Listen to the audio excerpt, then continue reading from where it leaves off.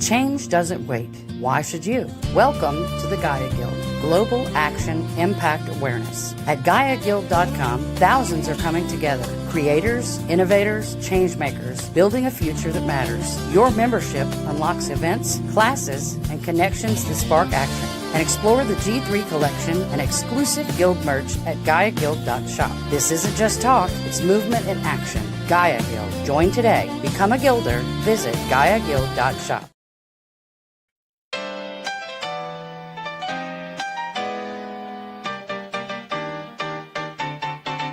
Sommet mondial du voyage est massif, tourisme et de tech. Sommet mondial du voyage est massif, tourisme et de tech. Sommet mondial du voyage est massif, tourisme et de tech. Sommet mondial du voyage est massif, tourisme et de tech.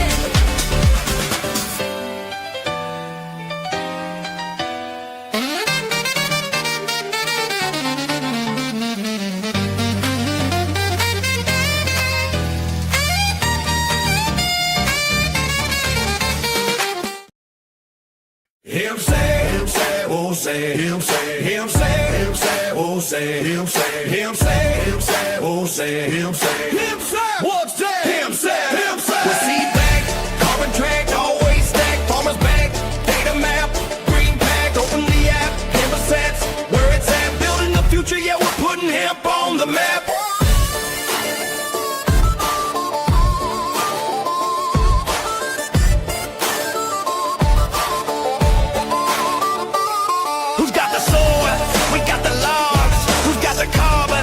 The smog, satellite shine, the data comes back. Him's us app on the blockchain track. We see back, carbon track, always stack. Farmers back, data map, green pack, open the app. Him sets, where it's at. Building the future, yeah, we're putting him on the map. Root is more than a token. It's a digital currency for regeneration. Unlike speculative crypto, Root is directly backed by a living treasury, seed vaults. The community ensures that every root has real value. Farmers and educators earn root for their actions, and holders can redeem root for seed packs, returning digital incentives back into the soil, food, and biodiversity.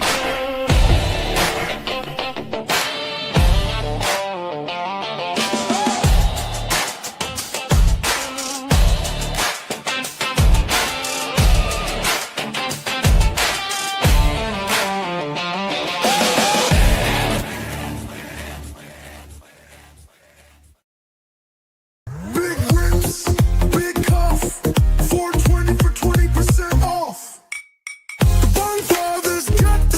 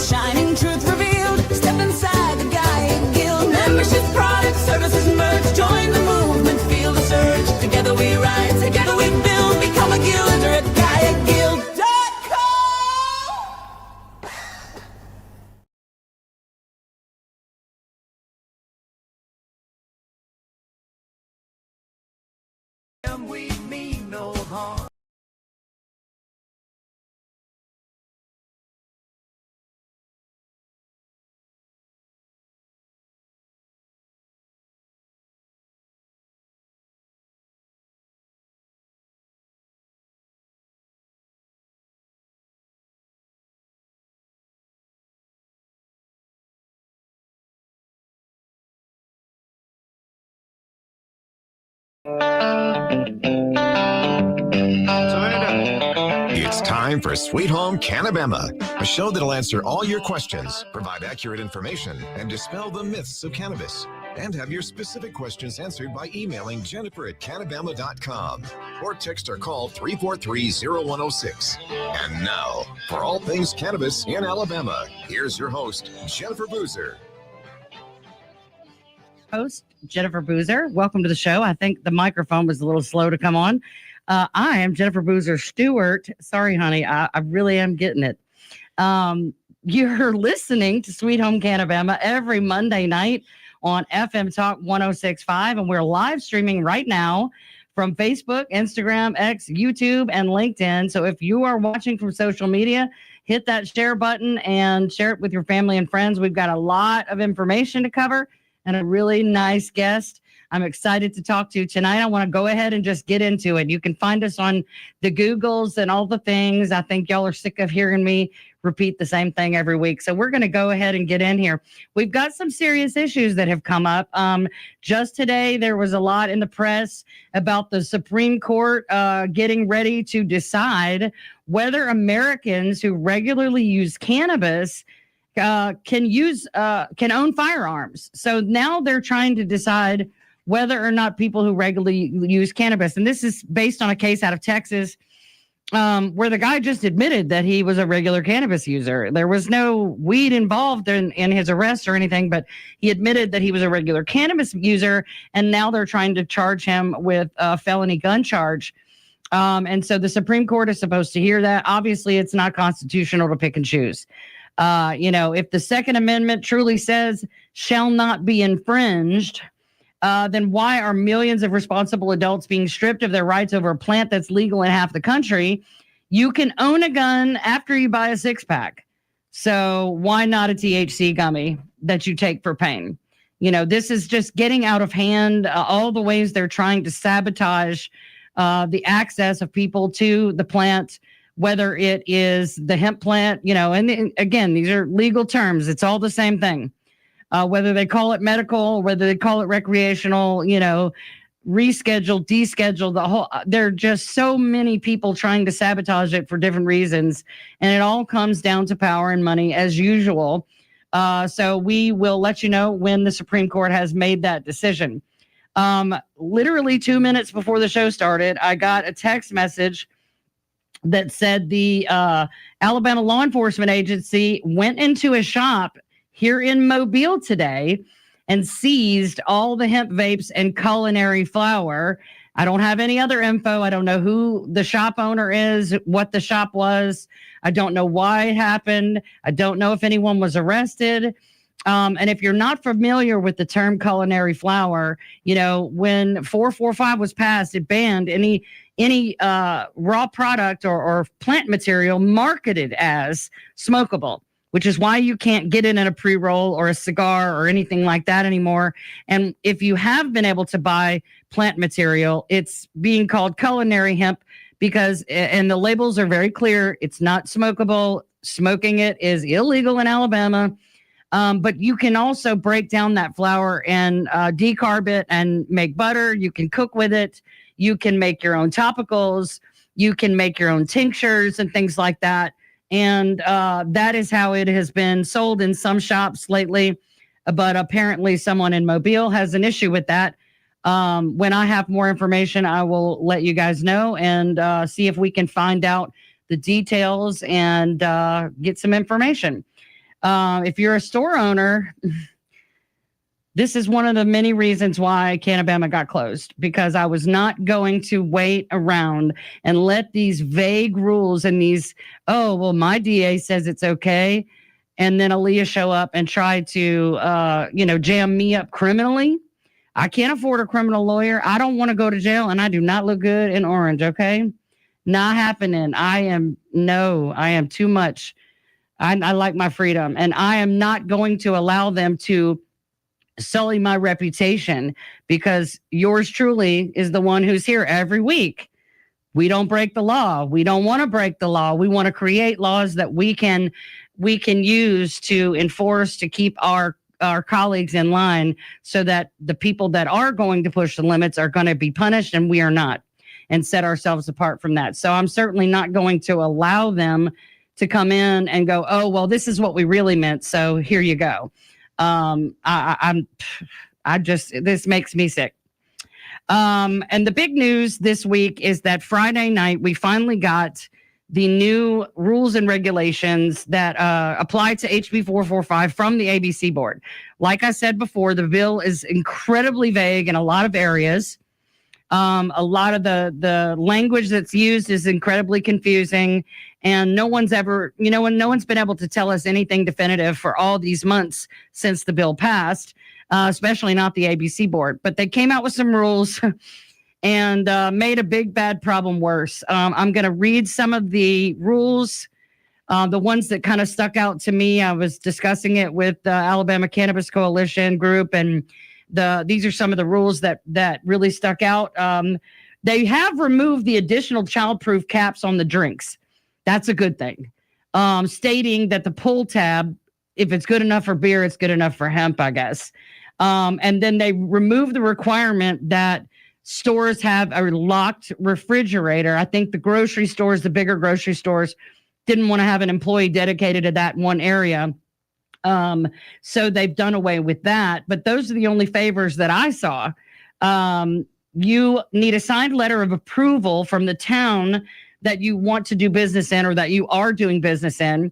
There are some towns in Alabama that have already imposed a 1-year moratorium on any new ABC licenses. So even established shops who have been doing business in those towns for years will not be able to continue to do business January 1st because their city will not allow them to get a license. You cannot advertise outside of the business, and you cannot have any signage indicating what's inside the business. Why? Why the liquor store down the street has a backlit sign with bottles and it's called whatever liquor store, so why is that different for us? I'm not sure if I still did own my shop, if that would apply to this radio show, because you could call this marketing. And also any potential sponsors or advertisers for this show would not be allowed to do that. So I take that one very personally. And then packaging cannot contain, this is a really dumb one. The packaging cannot contain imagery for personal items such as clothing, cell phones, earbuds, and ink pens. And I would love it if anybody out there listening or watching has ever seen a package of cannabis product, a drink, a gummy, whatever, with an ink pen on the packaging, or a set of earbuds or something like that's not even a thing. I don't even understand who came up with that and why. But I'm sure it cost the state of Alabama lots of money to come to that conclusion. There are different license types now that'll limit what you can sell where. There are new square footage requirements for retailers. I know one dispensary in northern Alabama is only 200 square feet. The minimum is 500 now for some reason. Again, that has nothing to do with public safety. And to be considered a grocery store, you have to be more than 14,000 square feet. It's just all these arbitrary rules. The $25,000 surety bond you have to have before you even apply. And it approves the ABC board to do random searches and checks. And this is the one that burns me slap up. Random searches and checks, and creates a monthly meeting to punish and prosecute anyone they believe that is outside of the rules. And it says in any investigation, all evidence will be destroyed, whether the individual is found guilty or not.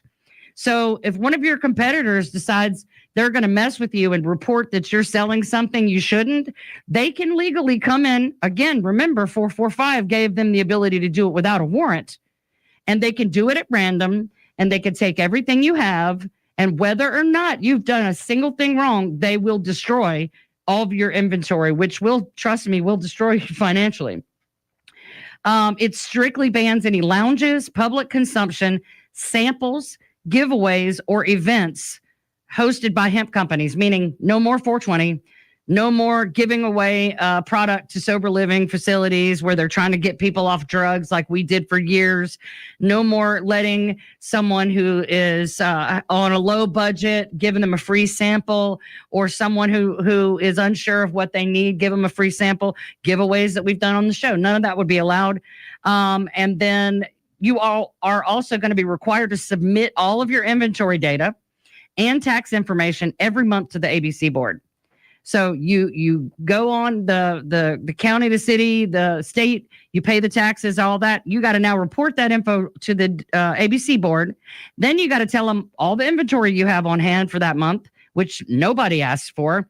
And they have a yearly review process. They can deny you at the beginning of every year. When we come back from the break, we're going to talk to somebody who wants to help us fix this. Stay with us.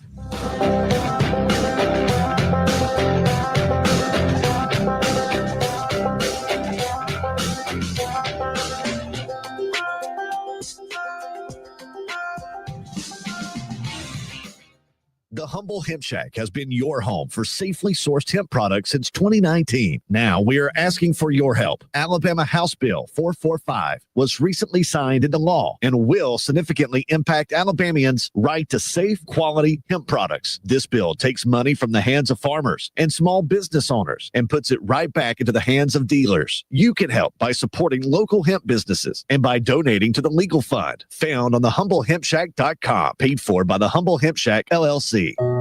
We weren't sure adoption would happen for us, but when it did, it happened threefold. Mary and her husband first met their 3 children when they became their foster parents. Little did they know that their house would become the siblings' forever home. We had to help them adjust to the idea that they wouldn't have to leave. Children in foster care have lived and survived so much. We had to help them process their trauma. And now to hear our children say that they know they have a mother and father who take care of us, teach us, and love us means everything.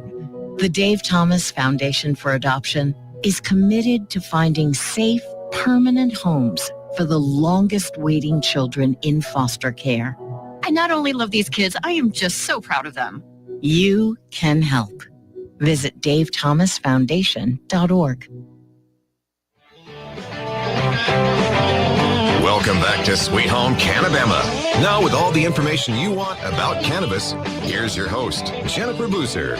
Welcome back, everybody. I just want to say I read off all these new ABC rules, and sorry I had to kind of go through them really fast. If you have any questions, hit me up, Jennifer Boozer Stewart at gmail.com. You can find me at Jennifer Boozer Stewart on Facebook. You can follow the Alabama Cannabis Coalition.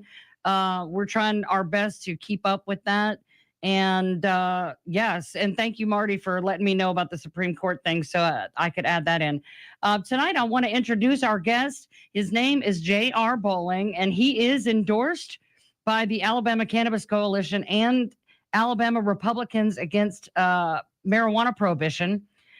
For State Senate in District 4, he is a volunteer firefighter, a manufacturing plant manager, small business supporter, and a voice for the people. He's running for the Alabama State Senate District 4 to bring real reform and real results. Y'all, be patient with me. So I want to introduce our guest tonight is J.R. Bowling. J.R., welcome to the show. Thank you. All right, well, let's get into this. Tell us who you are. What do you do? Let us get to know you a little bit. All right. I'm 47, married with 2 kids. My wife and I, we've been married for nearly 27 years. Nice. I've got a 15-year-old and a soon-to-be 13-year-old here in just a few weeks. Of course, he's 13 going on 30. You know, Oh, yeah. Mm-hmm. Mine are just a few years older than that, but I've been there and done that. So between teaching one to drive and, trying to teach the other one that he doesn't know everything in the world, it's a little challenging. But right.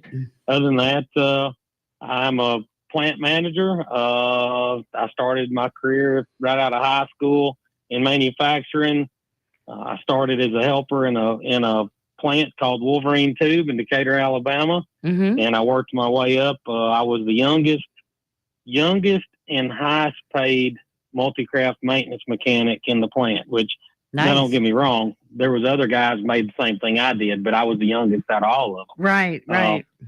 And so I worked there till the plant closed, and then kind of moved through life. I owned a trucking company for a little while, worked for the government, and then essentially ended up back in manufacturing, where I went back in as a mechanic, ended up as a plant manager, went back to college in my 40s, got a degree, and then I come back local and took over the plant that I'm managing now. So, well, I spent about 3 years in Nashville. You've got a really broad scope of experience. Then, you've been on the blue collar side. You've worked with the government.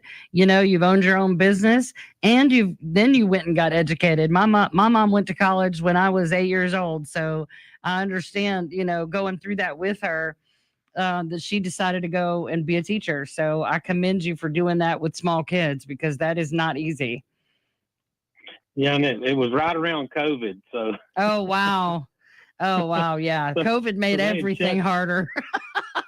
It did. Well, they had shut schools down, so I was having to juggle going into work late, had to redo my schedule. Me and my wife was having to swap up. Right. So somebody was at home with the kids while they were here. So yes.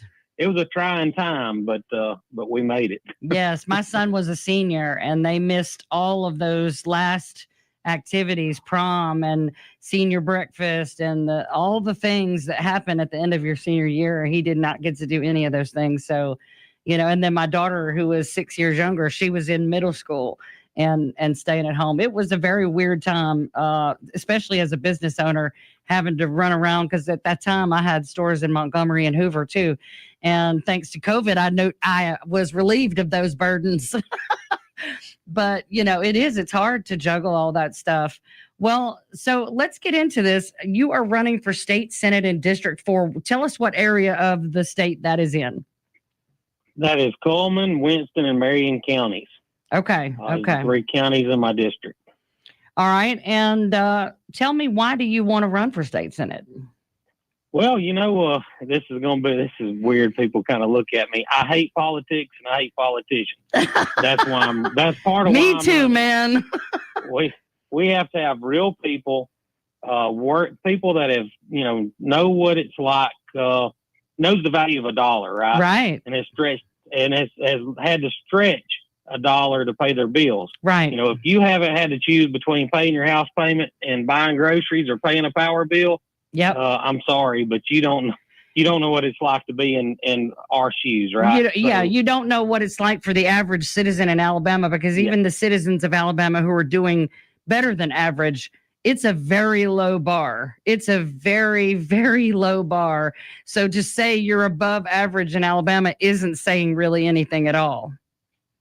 Hey, that's one of the things that I say this when it comes to like medical coverage, right? Mm-hmm. The things that affect us the most is taxes and insurance, right? Yep. So I don't care how well off you think you are, how well you think you plan for the future. The way the current system's set up, you're one accident away from losing everything. Yep. Because the medical bill will take everything away from you. So right. Well, and that insurance is so expensive and going up so fast. I shared my story about how I finally got insurance, and it was $700 a month, and I never even got a chance to use it before I could no longer afford it. Right. And it's scary to be in your late 40s walking around with no health insurance, even though I am very much allergic to going to the doctor's offices. I spent my 20s and 30s, going to see my drug dealer in a white coat and being cut on. So I'm very averse to doing it. But, just like you said, if I were to have an accident without even any coverage, I'm done. I'm cooked. Yeah, we've got to do something. Used to, if you went to the hospital, you got one bill from the hospital, right? Mm-hmm. Now they've got it to where you go to the hospital, you'll get 50 separate bills, and 49 of those people you never saw. Right. And plus, it's not on a timeline. So, just an example, I was in the hospital in October of 24. I ended up getting another bill. Thought all the bills was paid because I have a health savings account, right? So mm-hmm. you're not allowed to spend out of that for last year's medical needs after a certain point. Mm-hmm. Well, then I get a bill in June from a doctor I never heard of. Wow. So and I couldn't use my health savings account at that point. I had to pay out, directly out of my pocket. So Right. we have to put some protections in there that says if you can't bill in a timely fashion, and I really think all the bills need to go through the facility like they used to. That Right. way, working families pay one copay and that's it. Right. I had an experience once that blew my mind. I was in the hospital, and during rounds, my doctor came in to see me and did nothing, just stood there with his hands in his pockets talking to me. But 3 of his partners were also with him. Don't know why. They never spoke. Nothing was done. They never spoke to me. They were just standing in the room. I got a bill from all 4 of them for a couple $100 each for a hospital visit. All 4 of them. Yep. And there's a whole lot of, we could unpack there about the corruption in the medical institutions, because medicine is a business just like anything else. And just like anything else, we freely admit that there are always going to be bad actors in our industry and in any industry. There's always going to be people who push the limits, who break the rules. And that applies to medicine as well. I mean, I just saw that one of the doctors that used to give me, scores of pills I didn't need, who was in prison already, is now going back to court for fraud again, trying to change his name. And so there's a lot of corruption there too. The whole medical system in itself needs to be swept clean, because this ain't it, and watching state senators bully midwives who are just trying to help people in communities that don't have any help. There's a lot of different issues surrounding the way we do medicine, especially here in Alabama. Yep. And that's why we need honest, hardworking people in office, people that represent us, not the big lobbyists, not, Right. all the other industries, right? If you follow the money, go back and look at every candidate, you can tell who owns them. Yes. People don't give you $50,000, $100,000 at a time. They don't give you 10,000 at a time unless they're looking for something. Right. You can get your smaller PACs, people that are really trying to make a difference. Right. You can take small donations for those. They're looking for just a voice. They're not looking for a favor. Right. But when they hand you $25,000, $100,000, they're Right. looking for favors. They're not looking for, to be a voice for their industry. Right. If they were just trying to be charitable, they probably wouldn't give it to an individual with a full career and hoping to get money from the state as an elected official. Those people don't usually need the money. They just don't want to spend their own money on their campaign. Am I right? That's right. And see, everybody used to say, well, they're paid under the table, right? Mm-hmm. That's a foregone. That term doesn't work. If Nope. you want to see how your elected officials are bought and paid, look at their campaign accounts. Yep. They can have that money. They can raise money all year long. Where me as a candidate, I can only raise money a year prior to a primary. Yeah. They can take donations all 12 months except for the blackout period during the legislative session, right? Right. And they can take that money. They can go spend $5,000 at the local steakhouse, take all their buddies out to eat, pay for it out of their campaign funds. And call They it can an go- event. Yeah. And calling an event, they can go to their church, give them $25,000. The church thinks that they're being good to them. They're giving them a donation, right? Mm-hmm. The churches only knew that money come from the alcohol lobbyists. From Right. if they knew where that money was coming from, and it was strictly to buy their support, Right. they wouldn't accept it. Right. They don't understand how it works. So if you want to know how the corruption begins, look at people's campaign accounts and how they use their money. Mhm. And that's like a compass pointing to true north, right? Right. All you have to do is follow the money. Well, Plain and simple. Just like I'll use Tommy Tuberville as an example of someone who doesn't have any real funded competition. There's no other Republican running against him. Everyone claims he's just going to walk right into it, and yet he's been raising over $5 million for what? Why does he need $5 million in campaign donations? What would you do with that money? I don't understand. I get that everybody's going to campaign, but there are certain people, there's a lot of people running for office for reelection that don't have an opponent. When we come back from the break, We're going to talk more with J.R. Bowling for State Senate District 4. Stay with us.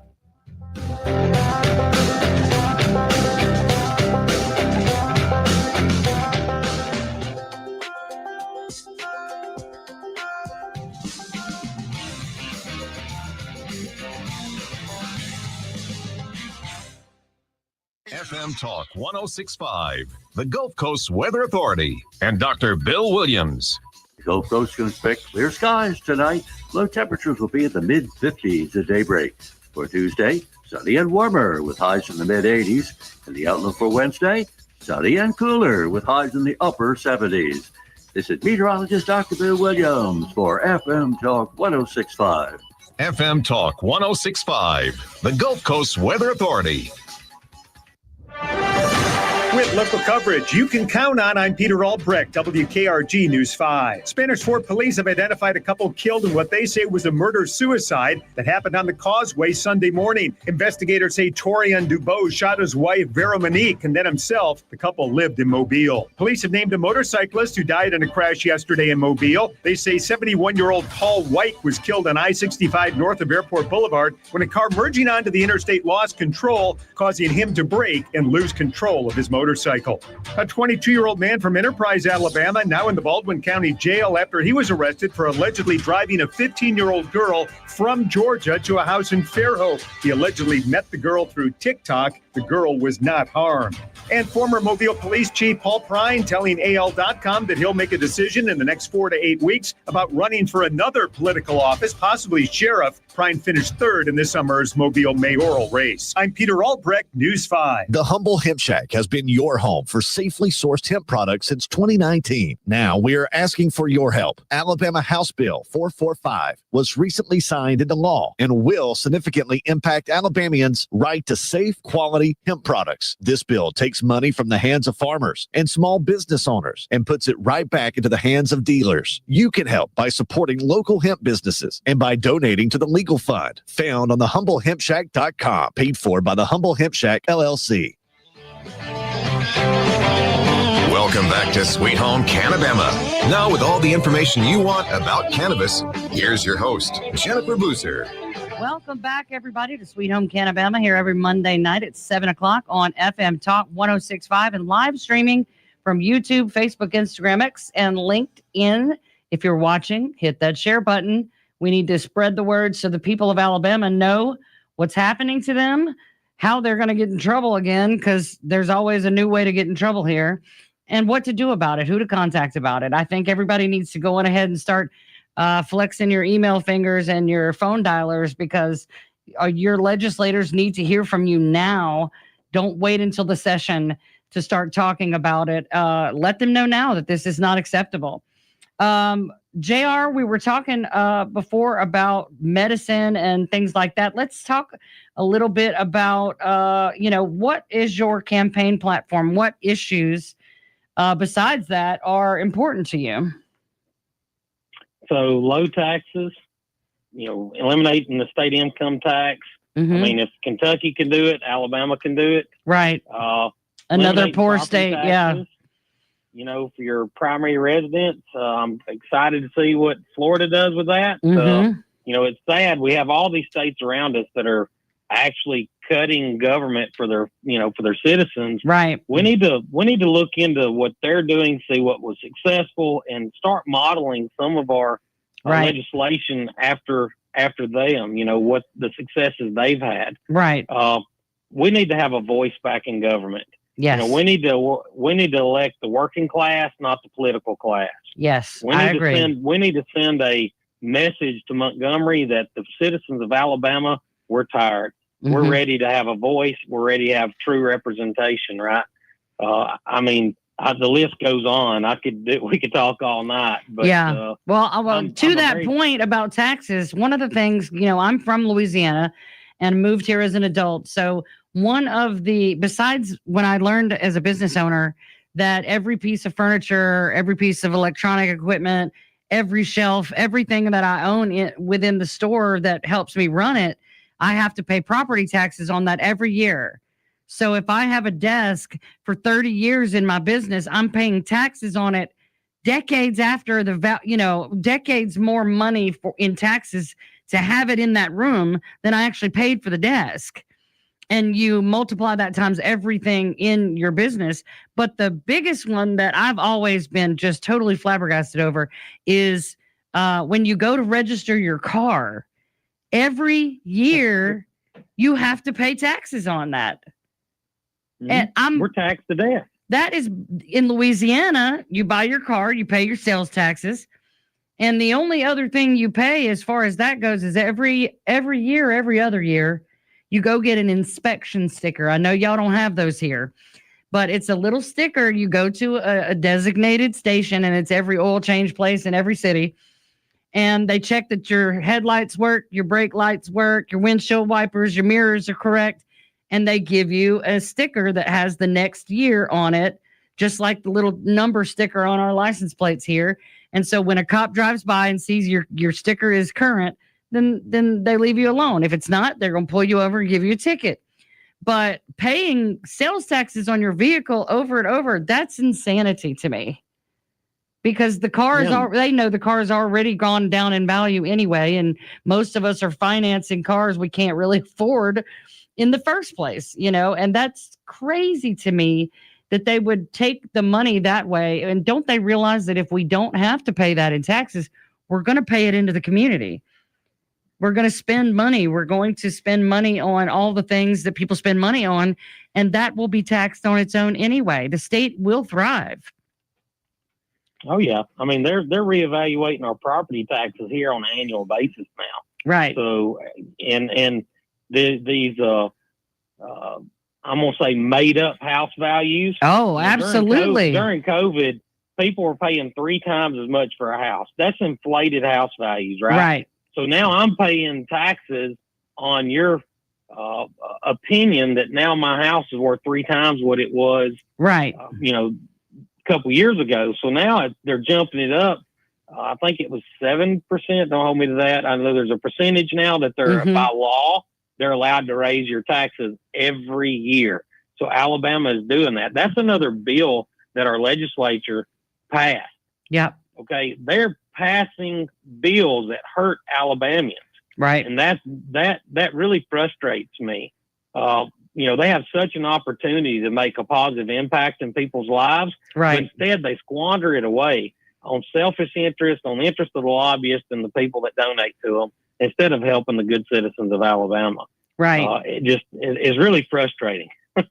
Well, and I hope that the voting booth will start to become the great equalizer here, because even though we are largely ignored, I mean, I've met some amazing legislators. I've met some people like you who are real people who are up there and who are willing to do what's right, but they are far too few. And I think that at the end of the day, though, we still get to go and vote.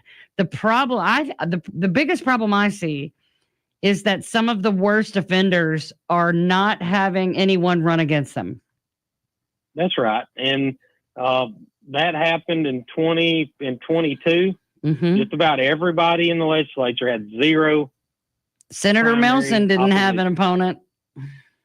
Neither did the senator that I'm running against. Yeah. Zero opposition. Right. So now, when he became the Senate pro tem, the first thing out of his mouth was, "I'm the third most powerful man in the state." Wow. Okay, I'm sorry if that's the first thing that comes out of your mouth and you think that's a bragging point. Right. You're in the wrong position. Right. It's called public service for a reason. You're supposed to represent the people who live in the district where you were elected. You're supposed to go to them and say, "What can I do for you?" Or here's a bill or a law or a situation. What would you have me do? And then you let them vote. And that's another thing. In Alabama, the only thing we get to vote for is people. And again, at the end of the day, you're not really voting for people if no one's opposed. That's right. And so that's what brought me into running for senator. This wasn't something that I wanted to do. This is something I felt led to do. Right. We had a unique situation where both of our state reps had resigned. Mm-hmm. Okay. So we had zero representation in the House. And then our senator passed SB 322 that was dubbed the Smith-Lake bill. Mm-hmm. And he done that under the cover of darkness without any representation in the House in Coleman County. Okay. Mm-hmm. Then he turns around. That gets exposed by county commissioner. They actually pass a resolution to oppose it. They go to Montgomery, and he basically tells them to go home. It's a done deal. So then when the public like me finds out about it, he gets on a video on Facebook. You can look it up. I saw it. He was sitting on the porch steps. I saw it. He says, you don't know even though you don't know what's good for you, but I do, so I'm passing this bill. Mm-hmm. This is the best thing for the county, okay? I'm sorry, but no politician's ever going to tell me they know what's best for me, and they know better than I do, right? Right. But when I watched that video, my wife was sitting there, and she just gave me this look, and she, oh, no. That sealed the deal. Now I'm running for state senate, right? Yeah. Because I refuse to have an elected official tell the people that he's supposed to represent that I know what's best for you. And, that's what they're doing in Montgomery. Right. There's not all of them. Like you said, there are a few good ones. And I know a few very, very good conservative people that are really out there. They're hard Senate. They're passionate about helping people. Yes. But, they're silent. They are. Tax, it's like fool me once, shame on you. Fool me twice, shame on me. Right. Well, the fool me once with this senator was the gas tax. Right. He went around and told everybody that if he didn't vote for the gas tax, Coleman County would get zero road dollars out of that. Coleman County has not benefited from the gas tax. I asked the county commission. Now, I asked them. I didn't go back and Google it, AI or nothing. I asked the county commissioner, right, have we seen any benefit from the gas tax? And I was point blank told no. Yeah. Okay. So that was the first lie. Right. All right. The second fool me is I'm going to pass SB 322. And whether you like it or not, because I'm smarter than you and No. you don't know what's good for you. So there's no third with me. So that's why I'm in the race. And we've got to have people that'll stand up. If you'll notice, we've had a couple things happen in Coleman recently. We had a bullying incident on a bus at one of the schools. I stood up and said, we need to do something about it. Mm-hmm. All right. Now we've got a young mother in jail in Morgan County because she mentioned her ex-husband's name to a private investigator. Family court threw her in jail for 10 days. I'm the first. I raised my hand and I said, hey, this is an issue. We've got to do something about this. Why is our politicians, when they hear, that lady is actually a resident of my district. Mm-hmm. If I would have heard that as a senator, I would have been knocking on the courthouse door saying, excuse me, I better get some details on this. Right. Family court does not have you do not have the authority of a judge to squash anybody's civil rights, to tell anybody that you're taking away their freedom of speech. Right. So I actually did created a law that would be Megan's law that would bring transparency and, to the family court system. So right. That's just one of the many things our politicians, if it sounds controversial, they're not going to stand up for it because they're afraid to lose votes. Right. Right. I think really that's cares, what happened with HB 445 is people exactly. still, because they have a lack of understanding and because they're being sold a bill of goods by a used car salesman that calls himself, a House of Representatives, whatever, he got up there and told bald-faced lies, exaggerations. And it's stuff that we could prove. We just weren't given the opportunity to do it. But these people were sold a bill of goods.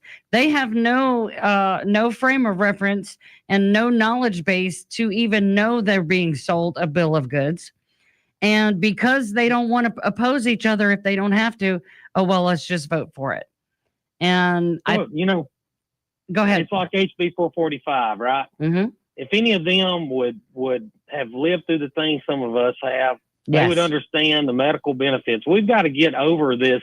We need to broaden our views on the medical uses, right? Right. I had a friend of mine. He passed away. It was opioid addiction. He had a bad back injury, and they got him hooked on opioids, right? Yep. A young father taken away from his young kids and his wife due to opioid addiction. Right. Well, he may be alive today if he would have had access to medical cannabis. That's absolutely right. Products. I've seen it too many Right. times. I've had too many of my own experiences. I am 11 years clean at the end of this month from my own pain pill addiction, and it could have killed me many times, you know. And my dad accidentally overdosed on opiates while he was in cancer treatment, and I think about that every time, that I could have helped him. You know, I could have helped myself a lot sooner. Somebody else could have helped me if it wasn't such a, weed is a gateway drug and, you know, you can't do that. It boggles me, the things that you can get from a pharmacy that your doctor tells you to take, even in combination with each other, that can and will kill you without a doubt. All day, every day can and will kill you. And yet they want to take away our gun rights. If we admit, just say, I regularly use cannabis, that's enough to take my right to own a gun. So you're going to do that to your veterans? That's a very good point. Are using hemp products and cannabis products for PTSD. So you're going to tell somebody that laid their life on the line for your country, right, that they can't own a gun because they're seeking a safer alternative. Right. We got to take a break. When we come back, we're going to finish up with J.R. Bowling, running for state senate in District 4. Stay with us.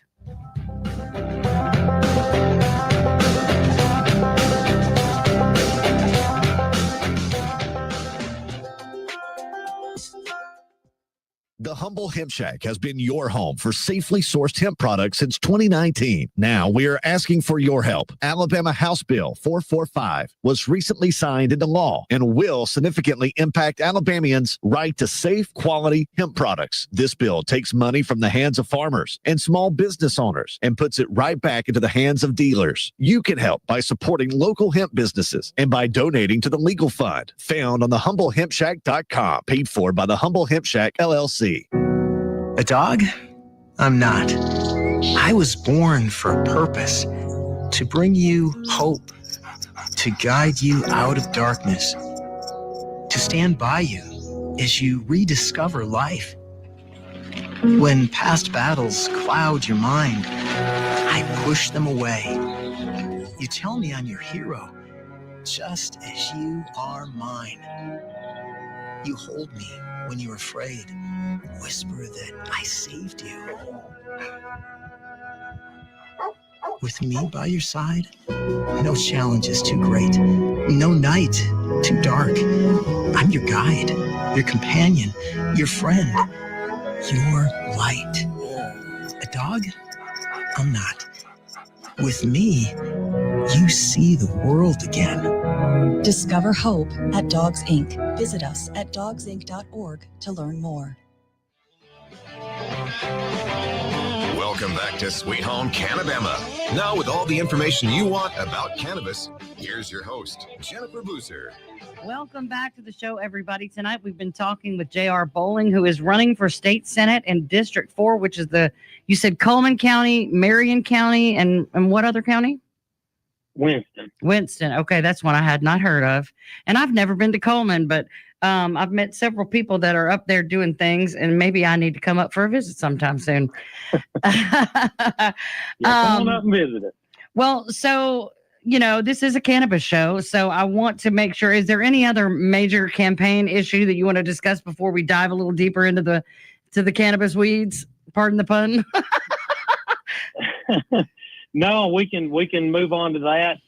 People can check out my Facebook page and kind of keep up with everything else. There's a lot of issues that are important to me. There are education, family, freedom.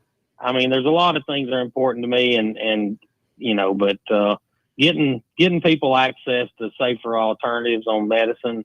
Yeah. That's a very important part of it too. I think too, I want to make sure that people don't miss the fact that I believe, just as you do, that real people with real families and real problems and real, exposure to the poverty, the oppression, the corruption in Alabama, the reason we seem to have such complacency, because people feel like there's nothing they can do as individuals.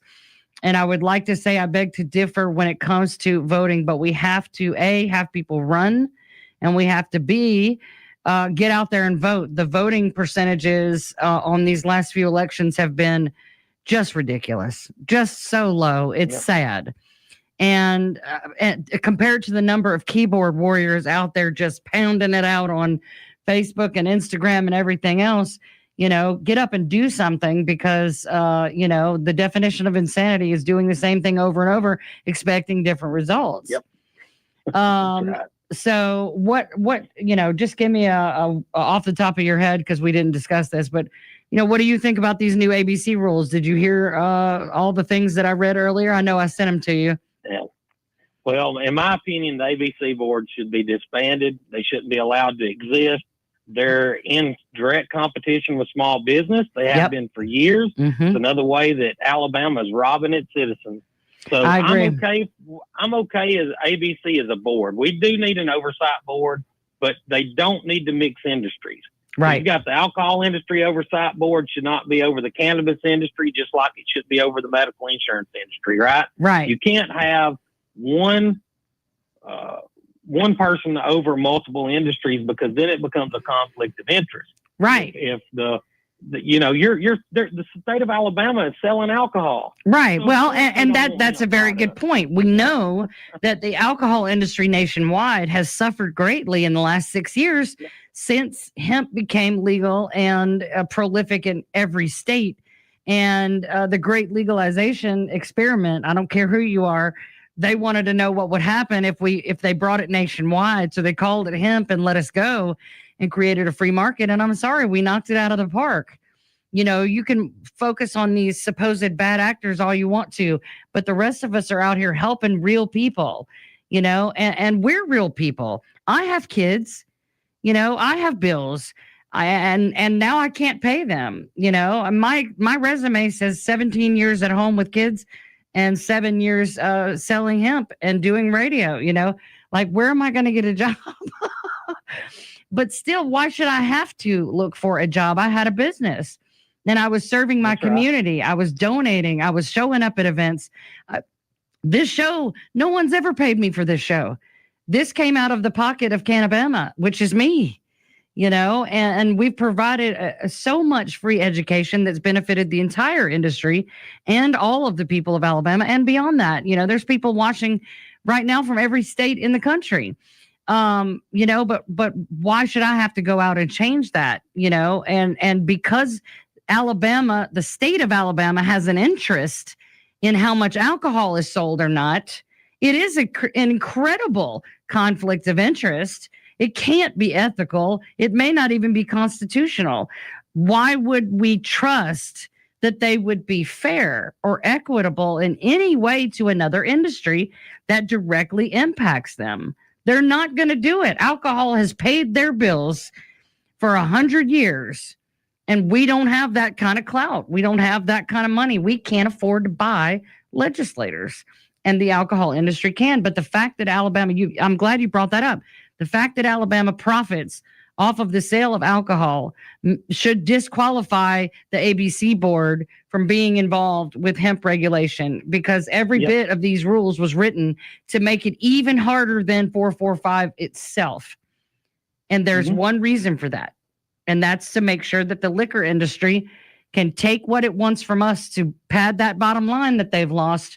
And they don't want any competition. And they see medicine for cancer patients and MS patients and self-harming autistic kids and seizure patients as competition for their weekend drinking, and that's what makes me angry. Yeah, they'd rather you kill your liver as save yourself. And maybe kill your wife or somebody's family on the way home, That never happens, and you pull somebody over and all they've had is a joint that day. That never happens, and they've been out there lying about THC DUIs outnumber alcohol DUIs. That's not even a thing.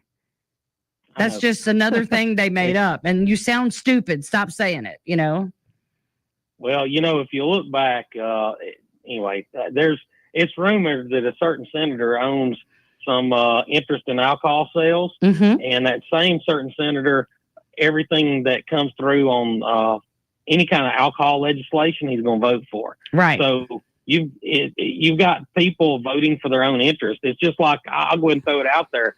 Look at any gun laws, right? Mm-hmm. Read a gun law. and see if there's not a disclaimer in there that says this does not apply to current or former law enforcement.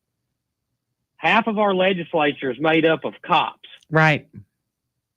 So why are they voting on legislation that exempts themselves? That's unconstitutional. Right. Well, So I mean, but why when is you it- look around, they're the head of the line for this trough of feeding on the Alabama people within the prison system. The cops are making more punitive laws. I mean, look at the Class C felony involved for possession of a pre-roll now. You know, they've now made my 75-year-old customer who just needs help with his Parkinson's a felon, a man who never broke laws, who's lived a law-abiding life all this time, and he's elderly. But now, if he wants to continue to get what he got for 7 years, he's a felon. You know, and it's a continuous loop of feeding the prison system, and it starts with the law and law enforcement. People went to bed law-abiding citizens, and they woke up felons. Hey, that's why I to- shut it down. I refused to wake up on July 1st and be considered a felon. I'm not going to do it. They've been trying to do that to the gun rights industry for years, right? So Yeah. that's their go-to, and they don't see a problem with it where we do. So this is where we need to fight, and Yeah. we have to stick together as a united front. I believe if we take Montgomery next year, we'll send a message. Yeah. We can right this ship. We can bring the ship back around for the people. Well, and if you won't say it, I will. I know that the person you are running against, who is the current Senate Pro Tem, voted yes for HB 445. So he voted to pass HB 445 into law and create this situation. And I don't think, you know, anybody needs to say anything else about that, because you could take from it all there is to take. You know, they either won it or they didn't. And if anybody understood what they were doing, it was the third most powerful man in Alabama, in my opinion. So That's right. let's tell us where we can find you before we run out of time. I want to make sure everybody listening, especially in District 4, knows how to find you, how to donate to your campaign, and learn more about your platform. All right. So go to JR for State Senate on Facebook. You can find me there. You can donate by doing, I always have to look at the number, right? JR for Senate 4. Text that to 888-444-8774. You can donate as little or as much as you like. You can make it a continuous donation, you know, $5 a month, whatever you want to do. Mm-hmm. I do have a website. Just haven't looked at it in a while. Well, and you can always reach out to me. I know how to get in contact with him for any reason. You can always reach out to me if you didn't get that phone number written down, or want to know how to do that. You just let us know. Thank you so much, JR, for being here and being willing to be bold. I know that there are a lot of people that Marty particularly has reached out to through the Alabama Cannabis Coalition to ask them what their stance is, much less if they would like an endorsement. And I know what it means for you to willingly admit that you're our friend and that you support this industry and the people's right to choice. So thank you so much. God bless you. We'll see you next week on Sweet Home CannaBama, and God bless Alabama hemp. Good night.